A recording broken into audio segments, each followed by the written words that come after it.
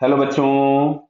यहाँ लिखा है uniform rigid body of mass M radius R rest on rough horizontal surface a constant horizontal force F at the topmost point of the body. The body starts rolling without slipping.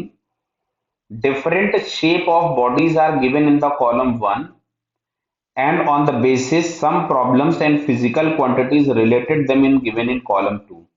अब जैसे solid sphere दिया है, ring दिया है, hollow sphere दिया है, cylinder disc दिया हुआ है। क्लियर। तो यहाँ पे हम लोग मानते हैं कि जो भी फ्री बॉडी डायग्राम है वो कुछ ऐसा बना लेते हैं। mg नीचे है, नॉर्मल ऊपर है, और हम लोग यहाँ पे फ्रिक्शन का डायरेक्शन फॉरवर्ड ले रहे हैं।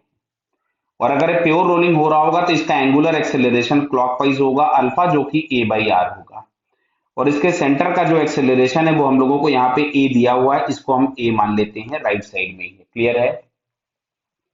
तो अब देखो, सॉल्व करने के बाद यदि fs प्लस आया, a प्लस आया, तो सारी चीजें जो जैसी हैं वैसी रहेंगी, और अगर कहीं माइनस आया तो माइनस हो जाएगा। क्लियर।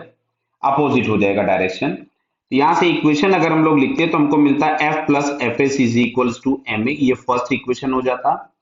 दूसरा अगर हम देखेंगे तो फोर्स का टॉर्क आएगा एफ आर, फ्रिक्शन का टॉर्क आएगा F S into R is equals to I into alpha, और अल्फा की जगह हो जाएगा a/r²।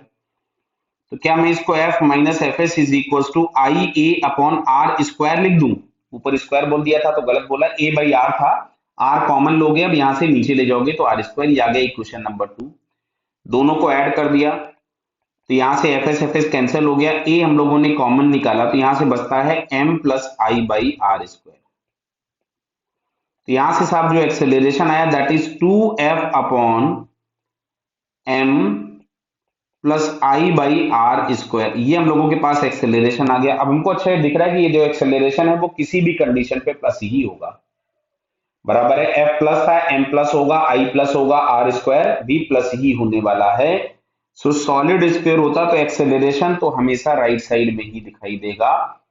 अब acceleration of centre of mass पूछा हुआ है तो यहाँ पे हम i की डिफरेंट डिफरेंट वैल्यूज रखेंगे तो हमको अलग अलग आंसर मिलेगा। तो रिंग रखोगे तो रिंग के लिए आ जाएगा mr², तो r² से r² कैंसिल, मतलब एक्सेलरेशन हो जाएगा F/m।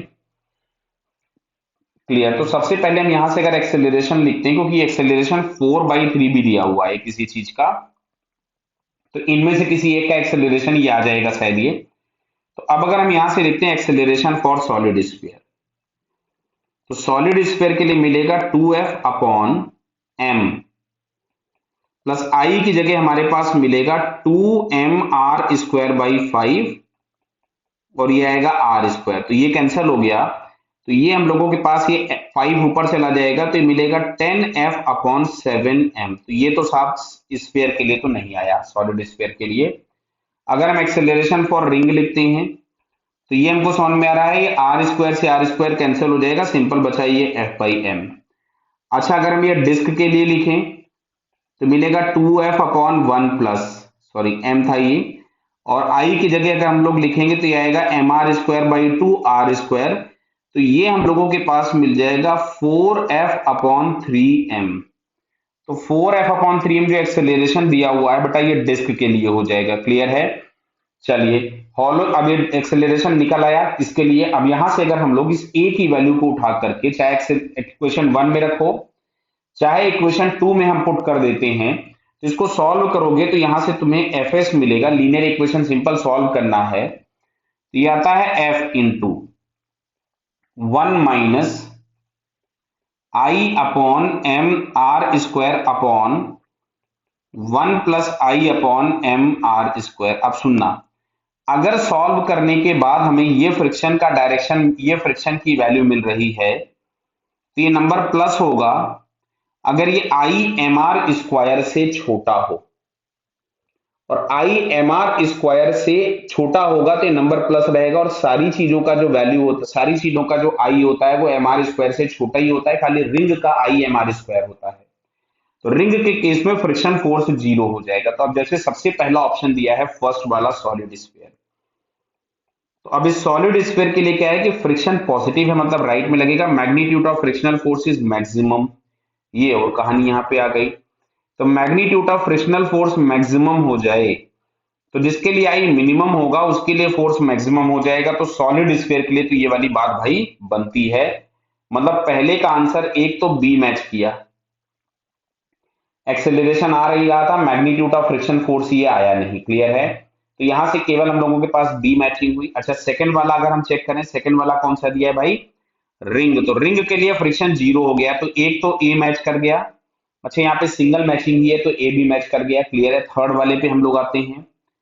तो थर्ड वाला हम लोगों के पास दिया है हॉलो स्फीयर। तो हॉलो स्फीयर पे फ्रिक्शनल फोर्स, तो ये वैल्यू अगर हम लोग पुट करें, हॉलो स्फीयर पे फ्रिक्शनल फोर्स अगर हम ये वैल्यू पुट करेंगे, आई की वैल्यू पुट करते हैं एफएस में, जो एफएस हम लोगों के पास दिया गया है।